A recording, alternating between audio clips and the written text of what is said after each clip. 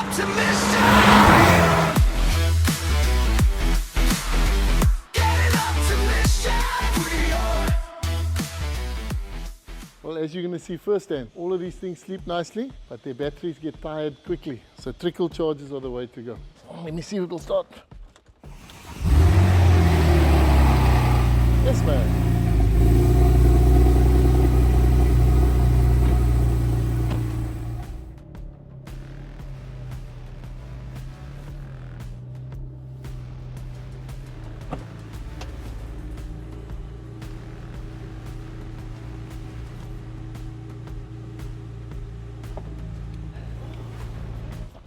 Never get tired of that.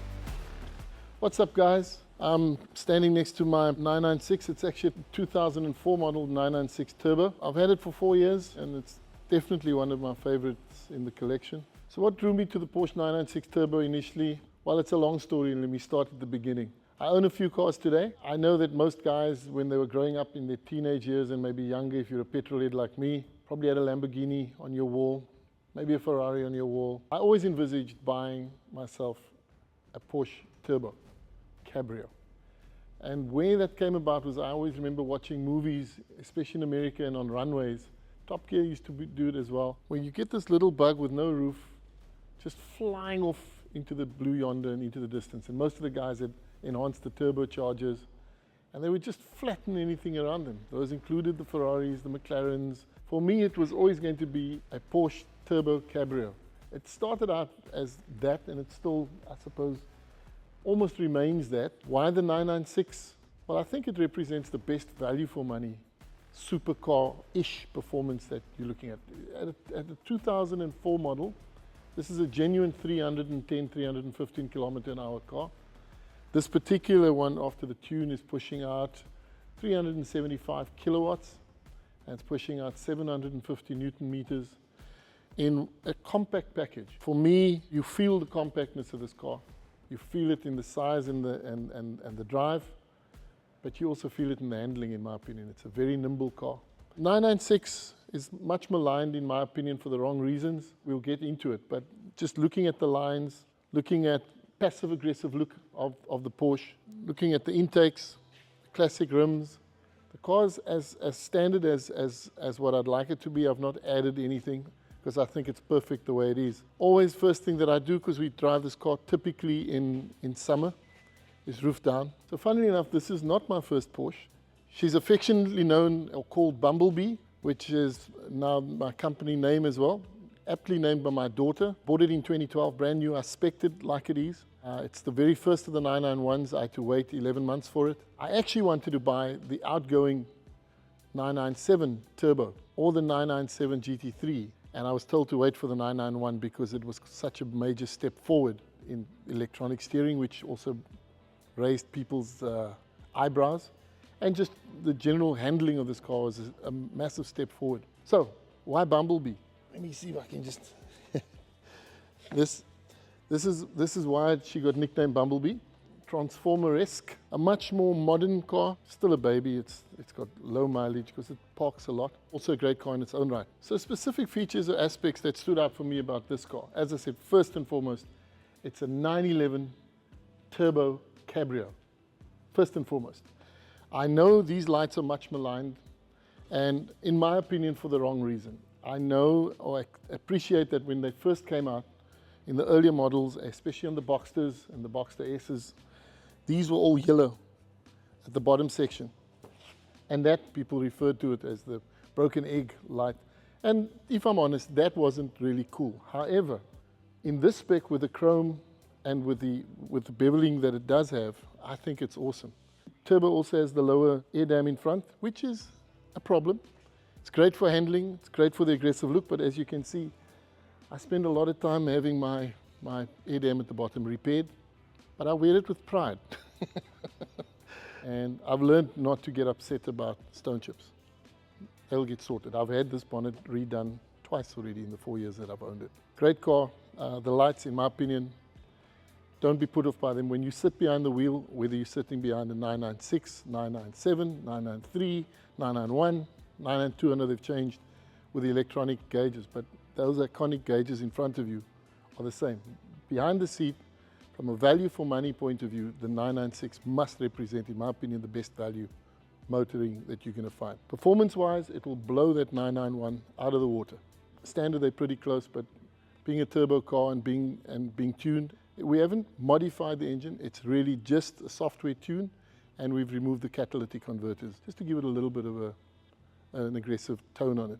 But other than that, great car. Let's head out and let's just take it on the road and experience my 996 turbo. Purposeful, as I was saying, removing the cats just gives it a little bit more of a purposeful growl, which is very nice. This power plant is known as the Mezger engine. This was developed by Mezger and run in the Le Mans series, I think in 1999. It was an outstanding performance, and these motors are bulletproof. It was groundbreaking in that it was a deviation from the traditional air-cooled Porsche motor that was in the 930 and the 993. They pretty much maximized what they could get out of the air-cooled motor, and the time had come to basically become a liquid-cooled motor. There were skeptics at the time, and the traditionalists felt it was not classic Porsche, but they've moved on since then. They really do perform well. This car's quite linear in its performance. We've opted to maintain the original turbos, which are smaller twin turbos, which really diminishes quite a lot of turbo lag that you'd find with the normal larger turbos. Yes, the more modern cars have got hybrids and the likes, and there's even electric turbos now, but I wish I was 21 years younger driving this machine. It was probably, as I said, one of the top 3 to 5 cars in the world at the time, just based on the performance stats. Always up for a squirt. I'll just give you an example of what it'll do now. Let's do it.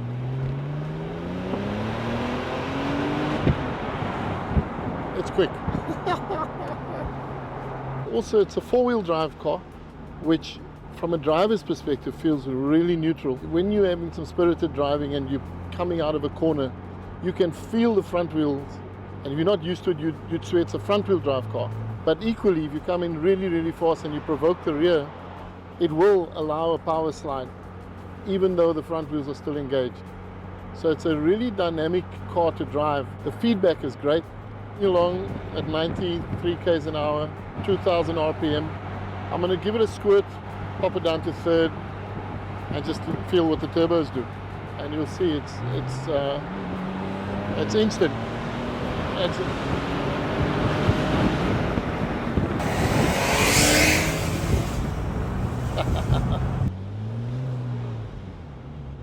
You got the sun, you got the trees right above you, and you just become one with nature with the top down. Not just in the Porsche now, obviously, but any top down. The other thing worth mentioning, I've got an Audi R8 GT, also a Spider.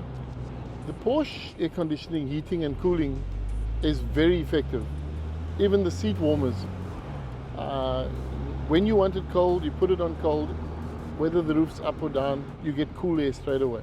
The heat is very effective, so when you're driving on a cooler evening, the heat is almost, it's instant once the car's warm, and very effective. And the seat warmers, they're either on or they're off, and when they're on, they are warm. I recently did a run, it was a 1,000-kilometer run, round trip to a place called The Wrist on what is now famous Route 62, but I just enjoy driving with the roof down. So I just had the heaters on, the seat warmers on, and I did 500 k's there and 500 k's back with the roof down, and thoroughly enjoyed it. You know, one has to remind yourself and say, this is a 21-year-old sports car.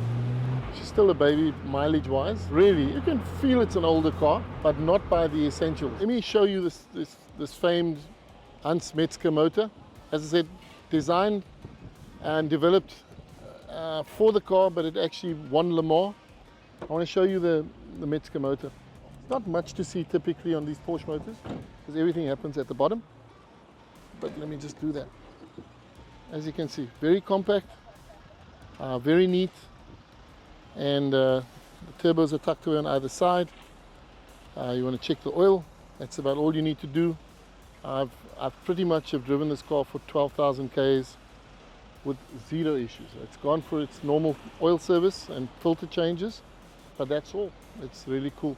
The front of the car is not much to see, but just probably worth doing that as well. Your typical frunk, as we call it.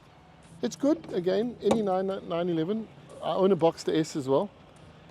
But you've got sufficient space for a weekend away for two. Two bags fit quite comfortably. The Boxster, I must say, with the frunk and the trunk, the back with a mid-mounted motor, you got a lot of packing space in that car, deceptively so. Particular spec is full leather, particularly like the full leather dash. The Bose system, I must be honest, I enjoy driving more than listening to music in this car. By modern standards, it's a dated radio, but the sound is okay. Bose make good sound. For those of us that have got young kids, technically you can put them in. That is a little seat, and if the driver's prepared to sacrifice a little space, or if you're slightly shorter than me, then you can have your kids along for the ride. You asked me earlier whether I'd sell this car. Currently, probably not. What would I replace it with? Because owning a few cars, there's a challenge to a collection. Cars tend to stand. Yes, we've got battery chargers and trickle chargers, but cars need to drive as well to be able to stay fit, for want of another word. So if I were to replace this, I'd probably buy the 991.2 Turbo with the Turbo S. But I might not be able to part with this anyway. So for now, she's staying in the collection.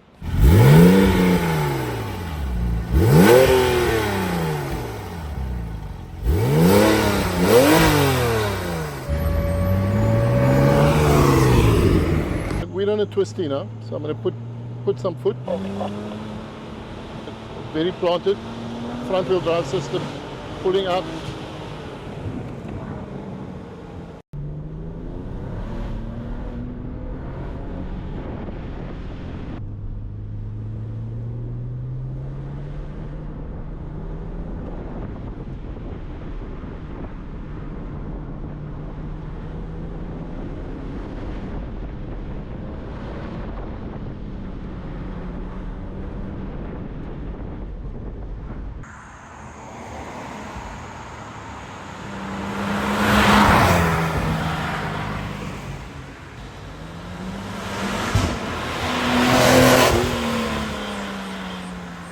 Fun of a turbocharged engine, not only a Porsche. They like the filling stations. It's not that bad, but you know, if you hoof it, it's going to get a little bit heavy. Normal driving, it's actually not too heavy on fuel.